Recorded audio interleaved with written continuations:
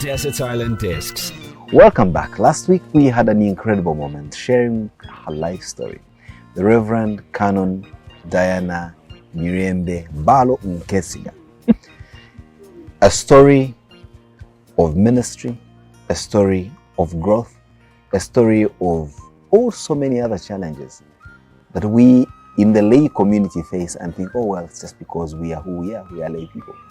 But then it's also a story that shows you that what we experience as a people transcends perhaps even our religious beliefs.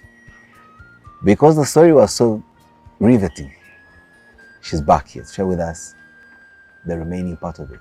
Even though we know, even when we close tonight's program, her story continues, and one day she'll be back for a third, fourth, and fifth time, for as long as life endures. Welcome back to the program. Oh, thank you, Simon. I wanted to call you Solomon. Sorry, Simon. The names are very close by. Yes. And yes, South Africa was quite a journey for you. Mm-hmm.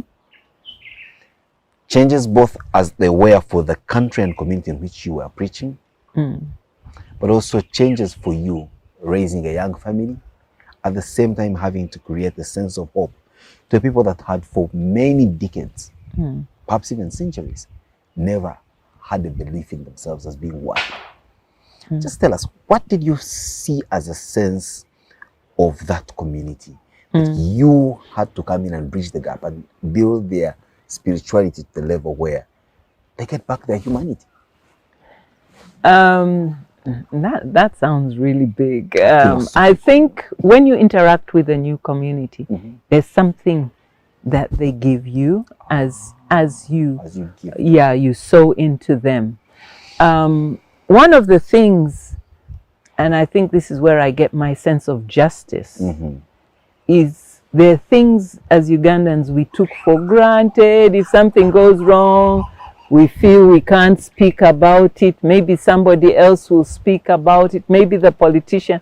There was a way that they spoke about justice. Justice was part and parcel of their story and identity. And I think that rubbed off quite a bit on me. People call us feminists, but really what people are seeking for is to be able to express their total humanity. Yes, to be who they should be. And I think that rubbed off on me. But let me give you an example where I think I impacted. Is the year we moved in 1994. I was priested. I was brought back to Uganda and priested. Oh, yes. What informed that? You're leaving my story. I'm going to first tell you what I did. Okay. Then you will ask me.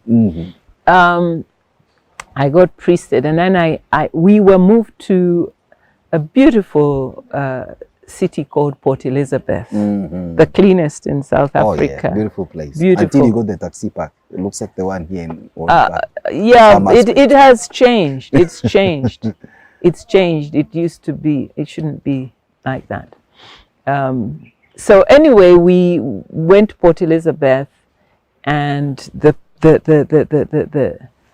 bishop there sent me to an all-black clergy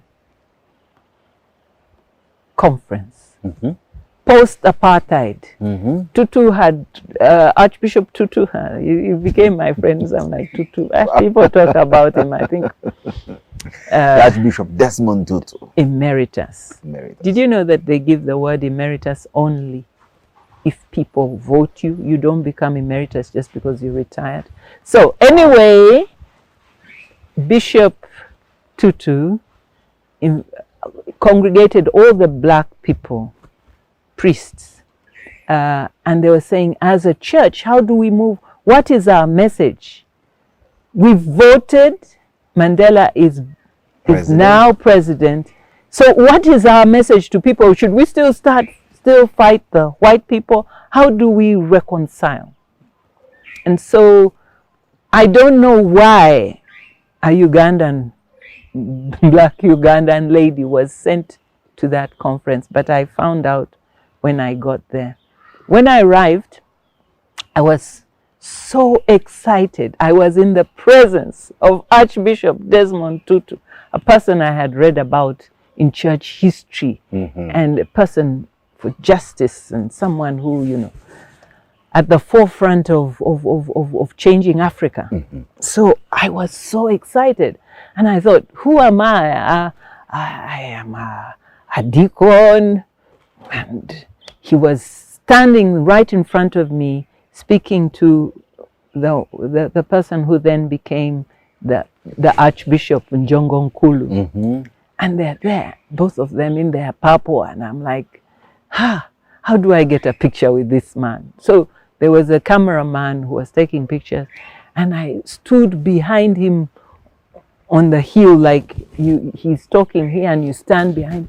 They take a picture so I can send it to my people in Uganda. I see. And as I was standing there ready for the picture, he turned around and said, "Diana." I was like, of course I was struck because I was like, he knew my name. He knew my name. Archbishop Tutu knew my name. And I'm like, okay, I'm in trouble now. He says, hey, that was if you want a picture, simply ask. And I'm like, okay. And I'm still looking at him, wondering what he's going to do. So he comes, he puts his hand round my waist. Wow. Now, I had this image of Desmond Tutu being tall. I suddenly realized he's not that tall. He put his round my waist and he said, "Take the picture." And I was still like this. And then he said, "Okay, finish it." And I didn't know what to do. That picture got into the papers, by the way. My goodness. Yes. And later he called me. He said, "By the way, did you get priested?" I said, "Yeah, I've just come back from Uganda. I was priested in December." He said, "Good." He said, "Now, on Wednesday, you're taking Holy Eucharist." I said, "I am?" He said, "Yeah. Do two things for me. One, don't tell the men that you're taking Eucharist on Wednesday. Two, don't apologize for it." There was something that had been passed that, like, if a woman was going to celebrate Holy Eucharist, that you had to warn the congregation, just in case they didn't want to be part of it. So you say, this morning, we have a female priest, and if you're uncomfortable, there'll be a male counterpart for you to take communion. So he said, you don't apologize, and you don't warn them. So that was at the conference. At the conference. I'd never seen, we were all together, a sea of black priests and other church members. And I found another lady. She was a deacon from Johannesburg. So we were the only two black ordained people. So we took, they didn't mind us. Yeah, ladies take morning prayers. So we did the morning prayers and we moved into Eucharist. Suddenly, I was behind the table. And I could feel, I could feel the change in the atmosphere. It's okay for you to take the reading. It's okay for you to lead the singing. It's okay for you to say an occasional prayer. But behind to break the bread, the altar. And so I start. And I'm reading, I'm trying to read the congregation. There's mixed emotion. And I'm like, okay, God, I'm concentrating on you. I must do it perfectly. I had practiced so hard. I said I mustn't falter. So I did it. And then I was in front and I was saying, draw near with faith and receive the body of our Lord Jesus Christ. And there was a hesitation and I thought, whoa, no one's coming at this rate. And Archbishop Desmond Tutu rose from his seat, came forward, knelt in front of me and took the Eucharist. behind a sea of clergy, raised up, the leader had gone. And followed the leader. And they came. At the end of the Eucharist, there were three, they were not necessarily priests, I think they were three black gentlemen who had tears in their eyes. And I'm like, oh, did you give your life to the Lord? They said, no. We are so moved by the way you did the Eucharist. I said, well, we've never had the Eucharist being celebrated in the voice of a woman.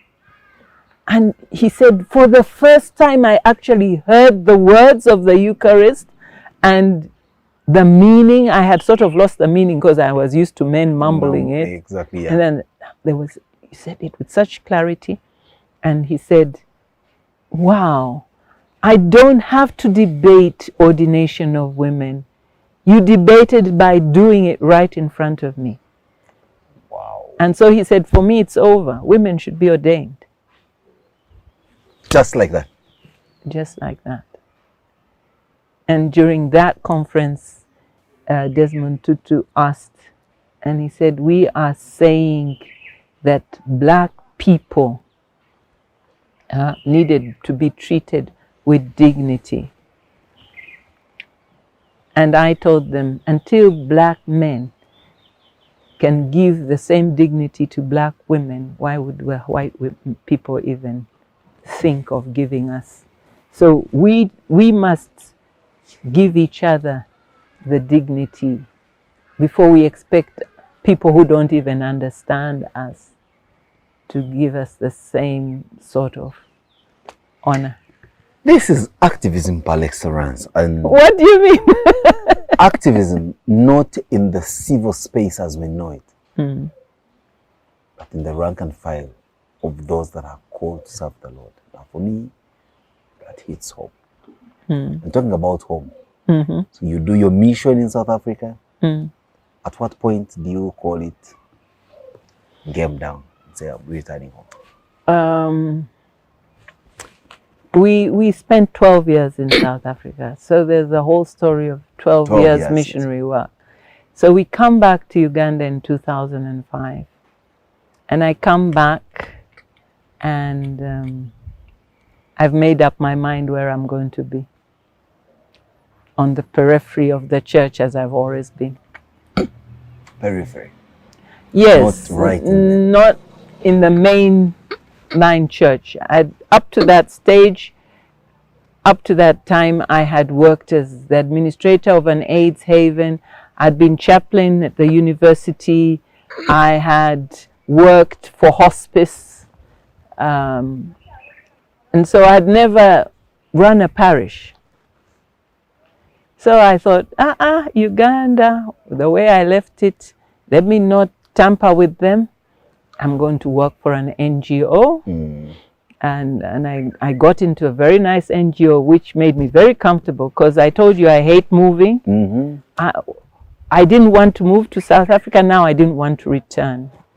And Solomon felt it was time for us to return. And I came back grumbling because I didn't know if I would be accepted. And I got this work in an NGO, and it was comfortable. It had good money. It was Christian. Every 3 months I was flying to South Africa, and so it's like putting South Africa and Uganda together for me, which was comfortable. And then the church came knocking at my door.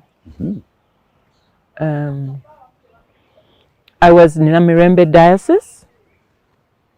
I reported back, which you need to do, but I was not placed anywhere. So I was very comfortable in my NGO. Which name? Oh, you don't want to Viva Network Africa. Wow. And I then, they came knocking at my door. We want you to come into Kampala Diocese. Long story short, I was let go of Namirembe Diocese, moved into Kampala Diocese. And out of 8 months of negotiating with the bishop, In 2007, I was appointed vicar of All Saints Cathedral. Were you the first woman vicar of All Saints Cathedral? No. Rev Canon Monica Sedidega was the first. I even want to think she was the first provost, because she acted provost for so many years and they wouldn't appoint her, which you just do the work but not have the title. It's, you can always serve without titles. You don't need titles to serve the Lord. Kampala Diocese, huge, but it's also at the heart of where it all happens. And you are the vicar at Nakasero. Daunting task, wasn't it? Also, you felt. I came back and it wasn't the All Saints I knew. I went to Crusaders at All Saints Cathedral as a young child. We'd gone to church. A lot of our uncles and aunties were staunch members, even in the choir. And suddenly, there were tents. Yes. It had grown, it had multiplied massively. And now audiovisual aids outside because no one. It was massive. And guess what? Who was there? Reverend Canon Tiromwe, Reverend Gelenga, myself, and Reverend Okwi. And I'm looking, a congregation of 7,000 and we are 4. And people said, no, you don't even know Canon Monica, they were 2. And I said, no, this doesn't work. I think I came in already challenging the boundaries. So that, I love people.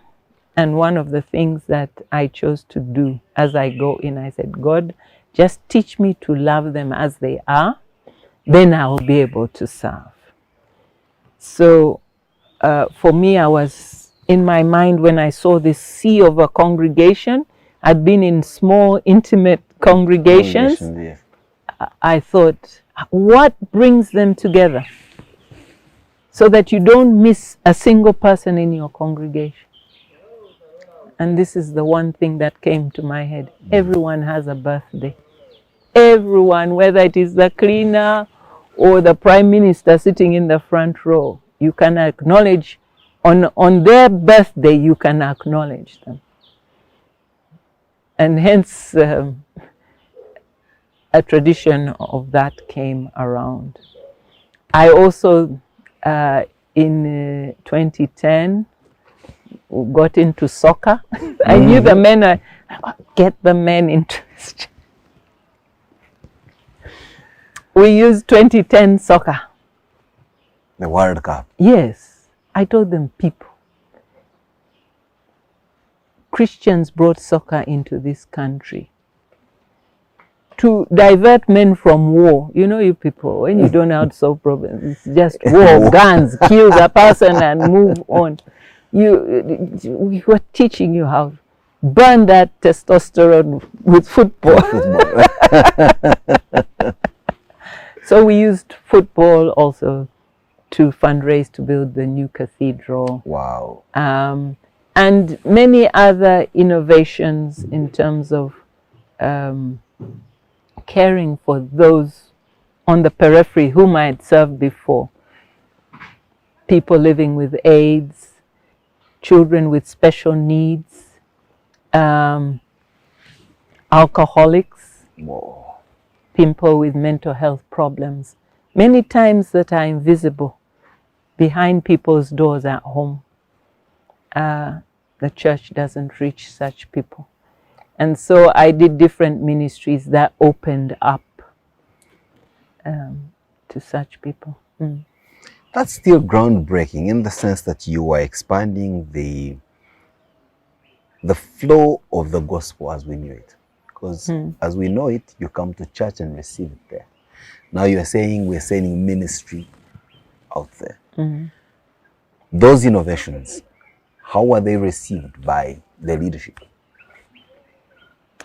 I think the I don't want to call them innovations. I think it's what is called Pastoral Ministry.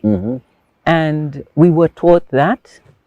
But with a congregation at All Saints, before congregations, like a congregation would live in Buddo, and you'd know all your parishioners. You know everyone. But now you have someone coming from Ruwero to All Saints, someone from Entebbe to All Saints, someone from Bukoto to passing the church in Bukoto coming to All Saints, someone coming from Gayaza bypassing all the churches that way and coming to All Saints. So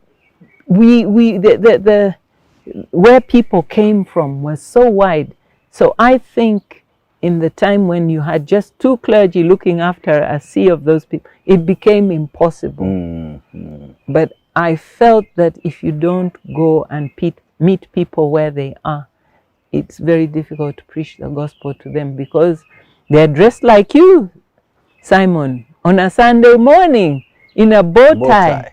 I don't know you have at home a child with special needs, because that child cannot sit for 2 hours in a church, cannot fit in the Sunday school. And so you leave them home with a maid or a caretaker. And it's when I go home, I have insight that actually Simon has an alcoholic brother who's giving them and who feels excluded from the church. Yes. What is the church doing about it? So a lot of these things were new, they were different. I was doing ministry differently, but I had learned that type of ministry from the periphery, because I wasn't working inside the church building, I was working outside, and the Lord then, of course, opened me to that ministry. And then tragedy befalls your home. Yes. And Solomon passes. You want to share a bit about that? Yeah, that was a tough 9 months. We were excited about being home. We had been home from 2005. It was just 10 years. We were like, we now know we have relationship. We've caught up with everybody. We now know the Ugandan lingo. We began to have insight to your politics, and I'm calling it your politics. Yes. Our politics. You started now exclaiming, Banangi. The other time we used to say Yebo. Now we were saying Banangi. Even my children are beginning to have the lingo, the football lingo of our kapira. And now we were going to celebrate. We had become fully integrated into Uganda again. Uganda was truly home, and South Africa were a visit. So now we're going to celebrate 25 years of our marriage. And we are excited about making this milestone. 2 priests married one to the other. And with all the challenges that comes with. And so we go for a trip to Germany, to Poland. Solomon was doing work and he took me along. And we come back.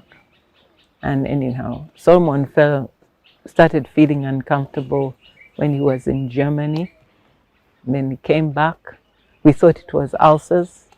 Then he came back, and by April, they realized something was strange in his liver. By June, we were in India, and in 9 months, the journey was over. He was diagnosed with gallbladder cancer, and 9 months, I mean, I couldn't believe it was over. We did celebrate in between his sickness. Yes, we refused. We celebrated. We were going to celebrate 19th of August, 2015. 2014. And he went to theater that day. So I celebrated with him. I ate his chocolate for him when he came out because he couldn't take. And then we decided November 14th to celebrate. We said, let's just give thanks. He was doing well. He was pain-free. We knew he was still sick, but life, it was becoming a bit more comfortable. We said, let's give thanks, and for 25 years and for his. So we did. We just went to church, invited, and then we had something outside the tents. And then someone paid for 100 people to have dinner with us. So, wow, it was really cool. I'll never forget that day. I'm glad we did it, and I'm glad it's recorded. Actually, part of our story is recorded on there. That's memories. Yeah. In a hospital hallway, Fortis Hospital, Gurgaon to be exact, in India, I read this line. Okay. Here we treat, but God heals. I'm throwing it at you as a priest. You're throwing it to me as a priest. Because when I walked into the hospital with a very ailing uncle, knowing that I had staked my savings and other contributions we've made, that were coming into this place where I would live with healing. Yeah. And then these guys have a disclaimer, an indemnity clause right there saying, we treat. It's God He heals. When you're going to India, did you have that? Is that something you had in you? Or you had become human like me and you believe that these humans are going to heal? You become desperate, yes, but always, I mean, for us in our desperate situations, we run to God. First of all, even going to India, the love that was poured on us by Ugandans, both from our church, our family, and other people who we don't know who just love us. That was incredible. That was God's hand on the way. I remember I saw God's hand every step of the way. Sometimes you'd be shaky and then God would do something. I remember he needed what you call what's it called? A stent. A stent. And he needed a chemo port. And they told me $1,000. I didn't have it at the time. But as we were driving to the airport, going to India for the third time, someone called me, come to church, I want to pray for you. And he came. He didn't even want us to say this, but he came and he was sitting there, an ambassador, and he was sitting there on the step of the church. When we arrived, he said, "Nze simanyi nakusaba, but you just take this envelope, don't open it. Here I wish you well, go to the airport. I wish Solomon healing." That's all he said. And Solomon almost felt like we did a detour. This man didn't even pray for us. But I said, no, he prayed for us. And he said, he put in you, this will help you along the way. And so I remember in India, the guy saying, I think Solomon's veins are all blocked. We need to put a chemo port here so that they put the medication direct. And he said, how much is it? He said, it's a lot of money. I said, how much is it? He said, $1,000. I said, let me go and see what I have in my handbag. Because people kept giving me money and I put it in. I wasn't even counting. So I went and I opened my handbag and I threw it. And the money was, we had accommodation. We had, wow. And then I said, hey, Uncle Paul gave us this envelope. Let me see if I can add. And it was $1,000. Exactly. Right. I didn't have to take off my accommodation, my food. I didn't have to call back for extra fundraising. It was, I just said, sir, go ahead. $1,000. There were many stories like that. There's a guy who I told him his firm chartered him from Nairobi and back just to bring me a right needle for Solomon. Because he went to Nairobi, I was in contact with someone trying to get me those needles, and no one could bring them. This guy walked into his sister's office. He was a Muslim guy. He said, Minange, they flew me to Nairobi. Now they've called me back. So I've come to just say hello to you as I go back. These people have wasted my time. And the lady said, please, please take Reverend Solomon's needles. So I told him, do you see your company chartered you to go? You didn't even do anything. You came back through your sister, who we connected with, who had our needles, and you brought them and you drove them all the way to Kololoho. So those are the things where I saw God at work at every moment. Wow. I saw that. And as much as people think death is a failure, it is not. It's a higher calling, and it's a higher form of healing. Play your next song. The next song is Wahambanati, which is a South African song, which means he's walking with us. Wow. Beautiful, powerful, incredible. What a life story. Now, after that song, we get to know a bit about Reverend Diana.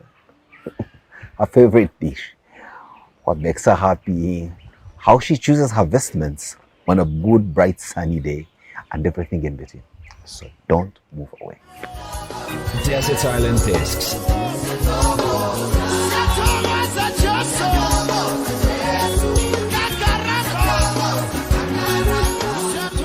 So let's tell us about this. This is a beautiful structure that you call the Church of Reconciliation. Yeah. And from the architectural setting, you did say it's two C's, one C and another C around. So Yes. it's more like a hug Like that. for reconciliation. Yes. What inspired you to set this up like this? One, set up this whole place called Pumla. We were inspired by what was going on in Uganda at the time. We came back, we hadn't built. Mm-hmm. And where we had a piece of land, people had built huge houses around us and blocked our view of the lake. And we didn't have the money that would build a much. storage. So the retreat, we learned how to retreat and take rest every so often from ministry to avoid burning out, especially because I worked with the suffering, mainly with the suffering. And someone treated us to a retreat, and that's where the dream was formed, to build a retreat center. We want things African, we want things affordable. Many times Ugandans, we want things to look like Dubai. How did You got it.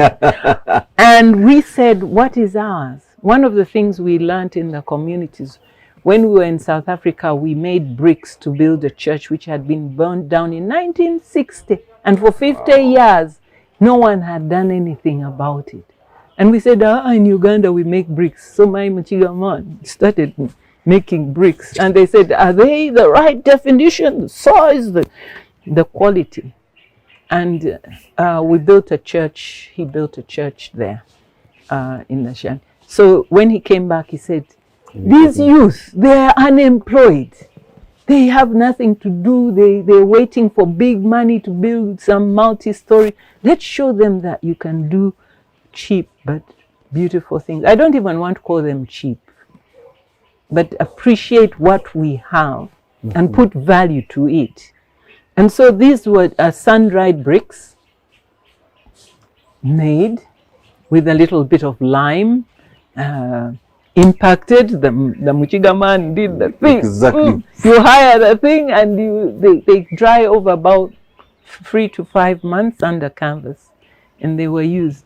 These are solid. If you go to the UK and find houses made like this, they've been there for 1,000 years. Wow. So we're saying, if we don't have money, we can still do something affordable out of the city. Out of the city. That my husband was like, came back, Kampala is congested. I know. What the name Pumla? What does it mean? Pumla means Kumla, Humra, whatever. It's so South African, it's a Xhosa name. Oh, really? Yes. And it also means the same? Yes, they're Bantu languages. Wow. Yes. Incredible. Yes. So wow. This is a place of rest. And because of our work in South Africa, we call this the Chapel of Reconciliation. The art, we wanted it to be very African. And so you hold service in here? Yes, we do. When people come for retreats, they have overnights, they have services, but we're not licensed. But I'm doing something about that. It. Yes, so I am licensed, but the building's not licensed. So you should be able to transact in the light as it is. yeah, that would be a whole process. Yes. Reverend Diana, what gives you a good laugh? A good laugh. Always laughing, but what gives you a good laugh? A good laugh. I learned to laugh very late in life. I was a very serious Christian when I was in Gayaza, trying to get everyone to be saved. And I realized that was killing me. And then when I made mistakes, I learned to laugh at them. But the person who used to make me laugh and I would cry and they wouldn't know how to stop me was Solomon. Wow. Most people saw him as a serious guy, very academic. But when we were here, Solomon used to make, he would make us laugh, not change his emotion and tell us he'll laugh tomorrow. And he'd leave us there laughing. What gets you angry? Angry, that's very easy. It's very easy. What gets me angry is injustice.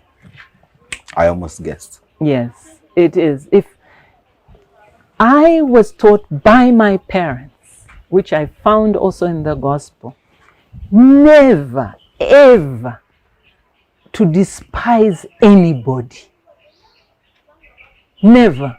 You don't know his story. You don't know where he came from. You don't know what has happened to him. So he's drunk and lying on that street. Do you know his story? If you went through what he went through, where would you be? Perhaps in a worse place than where he is. Probably. So from when you enter into a home, from the cleaner to any institution, from that guard who's sanitizing you, make him smile. Wow. Anything short of that. And then you walk into the general manager, the CEO's office any day, if you can do that. Yeah. So if you despise anybody, I get hurt. I get hurt, and that hurt turns into anger. If you despise me because of my gender, you are in big trouble. Oh, that you don't want to goes. But for me, I can take it. And I say, that person is ignorant. They don't know what value God has put on me. And they don't know, by the way, when someone does that, they don't know their own value. Later on, not knowing yours, they don't know. When I call you foolish, it's has a bearing on what I think of myself. So be careful what you say to others. Wow. If you value people, you're like, okay, Sevo, that is, I think you're mistaken. As opposed to, yeah. Tell me something. Tearing them down. What was, for how many years have you been a priest? Decades. What has been your lowest moment in ministry? Okay. I've been a priest for 30 years, 25 years a priest, but 30 years in ministry, because I had those 5 years as well. My lowest moment, I think there've been a number. I think my lowest moment was not losing Solomon, but my lowest moment was not allowing me have space to grieve as a priest. Yes. There's a way that, I don't know if you call it dehumanizing. It's like making me like I'm not human enough to grieve. And that grief journey is long. So when we are grieving, we look out for rocks like you on whom we throw our burdens. And so the expectation of society sometimes is that you don't have that human element like we do. I think we have created it ourselves as priests. But one of the things I decided very early on, you know, when I started, people say, a priest doesn't do that. A priest doesn't. I'm like, hey, you're detaching me from the rest of humanity. A priest doesn't. I can also have a bad hair day, my friend.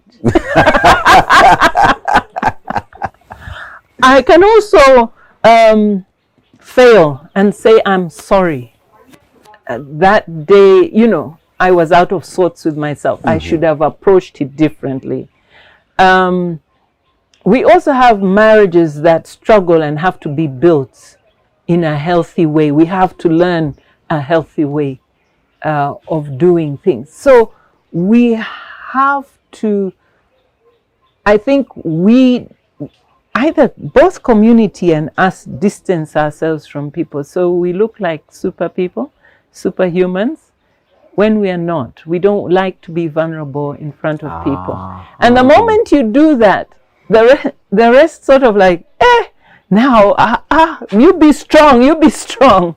But anyhow, I chose to take a year off, work through it, come back fresh and new. Wow. Yeah, I think. What's that one thing, Reverend Diana, that perhaps until today, nobody, not Ignatius, not Temple, not even Solomon in his posthumous life, knows about you? Oh my gosh, what don't they know about me? I think many people don't know that I was a shy person. Many people don't know I have my own hang-ups. There are things that embarrass me. People think I'm so assertive that nothing embarrasses me. But there are certain things, those who know me close in the family, maybe, they know the certain gestures that now she's on the edge there, or she's touched her nose, that means, you know. But for others, they might miss it.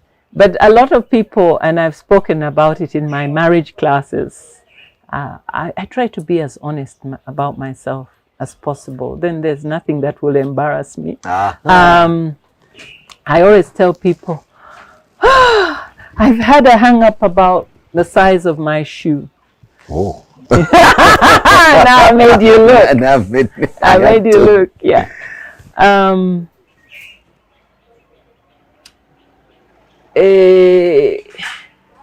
I wear size 9. And this country does not have any shoes for women like me. We were discriminated. It's an injustice. There are my sisters who are size 10. For me to get a shoe, I have to go to the States. I don't get that type of money. But I laugh about it. I say it keeps me humble. It keeps me. But perhaps one thing. Oh, should I share it? Okay. I lost a pregnancy in my latter years. Oh.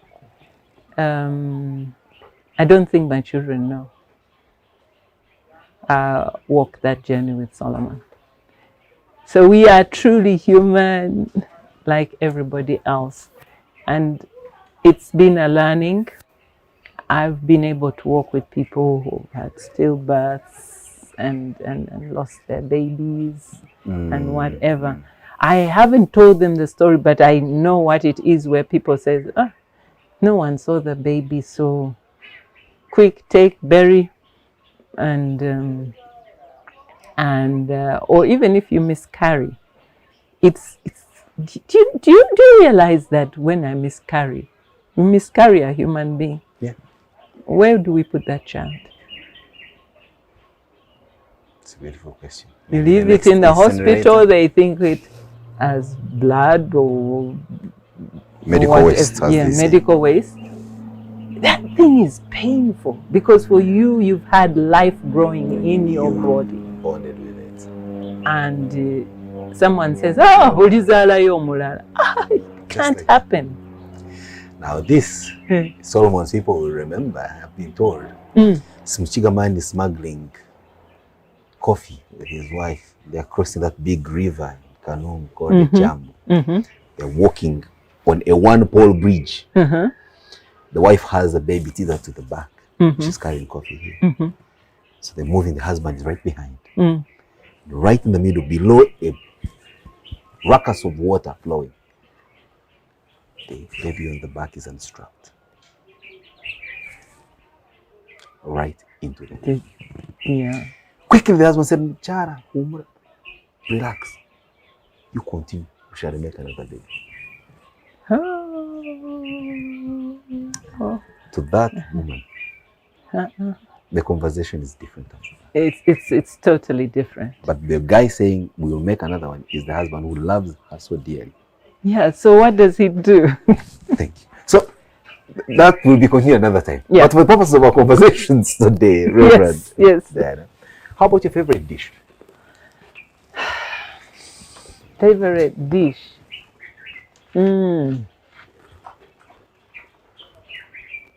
When we were in South Africa, we missed sheep head. They put the straw through the eye and drink and suck out the brain. Oh God! I was given status of a man by the way I could eat a sheep's head when I was in Transkei. Wow! I love that status of a man to eat a sheep's head. Yeah, the women don't eat it. It's only the men who eat it. So yes, I used to love cake. People, I've upgraded from cake. I went from cake to ice cream. Then from ice cream, I went to grapes. You're going up the tree. Yeah, people used to bring me a lot of cake when I was in All Saints. Then one day I said I've upgraded to ice cream. I have friends who bring me ice cream. But now, for about 5 years now, I've been grapes. Wow. Grapes are the things. Growing healthy. Yes. It's a beautiful country that we're in, Uganda, without a doubt. And considering that you're married from across the Great Rift Valley, one is tempted to ask, if you were to have a moment, a way to be by yourself, which part of the country would you want to be in for that moment and why? We had I can you imagine that I've never been to, I went to Bwindi and I think I went there for business. We were doing the cancer health camp. Bwindi looked beautiful. I've been to Queen Elizabeth National Park. If someone can sponsor. Don't even say. You never know where this is headed. I love that. I think I'd like to go to Lake Bunyonyi also. Yeah, I'd like to go to Lake Bunyonyi. I know somebody who knows somebody who knows somebody in Lake Bunyonyi. I believe and hope that they are watching us now. Let's see what they say. Don't tempt them. That said, it's been a pleasure. Thank you. Having you twice back to back on the program. Wow. And you so succinctly and willingly sharing your life story, which I'll tell you will inspire so many people like you. Yes. People like me. People who see a glass ceiling, want to be above it. but because of many shackles, their gender, their race, their economics, socialization, access, their economic, equity. exactly. But I must say, Yes. you through your struggle with many other women with a collar, the door is a little wider. Although I could ask you, do you feel a sense that if you were not Diana and you were Desmond, okay, not with them, Okay, or DD. Duncan, Okay, right. that you'd be a bishop now? With your endowments, except that you are Duncan and not Diana. Honestly. I don't want to be arrogant about this. I don't want to step away from humility. I think I could have been a bishop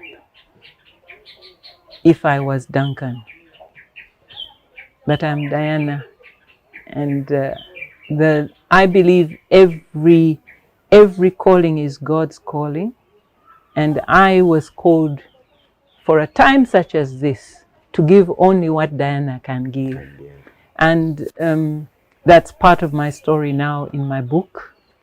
And I've given, it's a difficult story. It was a difficult story for me to write because my aim was not to expose or hurt or fight back. It was just to say, this is what happened.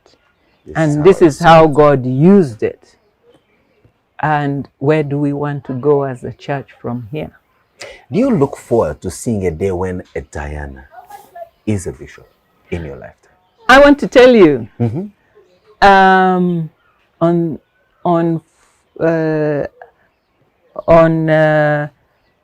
what was Friday? What was the date? Friday, the 24th September, 2021.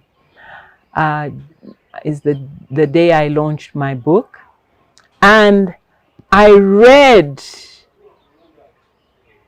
Bishop Vicentia Bishop elect in South Africa. She's a young lady. I am so excited. If someone could fly me. You're seeing what I'm asking exactly. for. To go to that consecration. I was so excited. Also the Bishop of Lesotho. She's going to be the Bishop of Lesotho. Wow. Yay. And the one who passed on during COVID, Bishop Elena, was also the Bishop of Lesotho. Lesotho is ahead of us. It's a tiny little country, and look where they're doing. They are ahead of us. But I think people need to go back. They need to pray.